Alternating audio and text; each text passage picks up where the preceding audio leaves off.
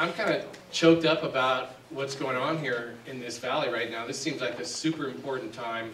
And I've been a resident of Carbondale for 6 years with my wife Tara and my 2 boys. And we came here because this is really what we thought one of the last great places in North America. I grew up in Wyoming. Tara grew up in Breckenridge. And you're in the middle of a huge change here. And I would really honestly have you look at what's going on. And my analogy is that if you're living in Pitkin County, the wolf is very much at the door right now. And if you live in Garfield, the wolf has been here for a while. He's already consumed half of your county with 10,000 wellheads, and he's on his way to come all over across the county. And that's concerning on a whole number of levels, mostly related to quality of life. You can start picking them apart, but the most important one is this very precious resource we have on the planet called water. It's the first thing that we're going to lose. Long before the oil and gas boom is over, long before we run out of arable land, we're going to be out of water. And we're in a drought right now, so it's even more extreme and in so many ways. So that's important to me.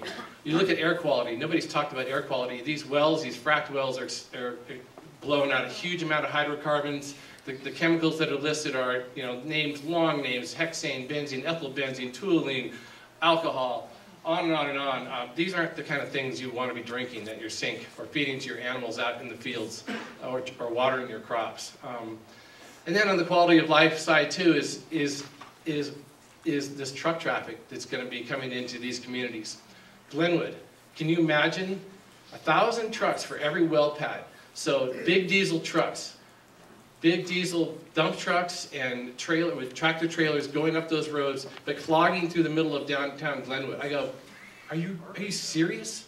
It's already so hard to get through Glenwood on a summer day as it is. We're going to have all these trucks, these noisy trucks. You certainly won't be able to sit out on the street and have a latte downtown. It's not going to work for you. So it's quality of life too. I feel badly for the oil. We are so addicted to oil.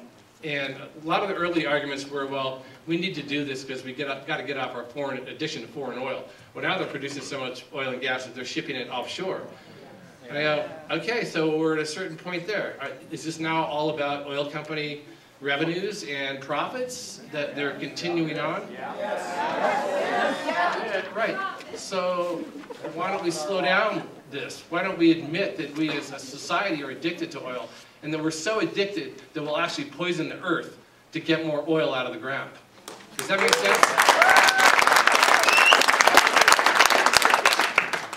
Thank you. I will conclude by saying that I didn't mean to be so divisive in my talks, but that there are alternatives.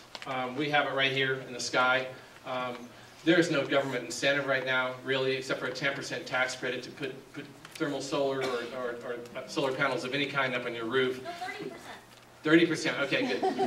It's not enough. I mean, it's expensive, and the government is not really aiding and abetting that process. And I would also say that in terms of the protections that we need right now, don't look to Governor Hickenlooper.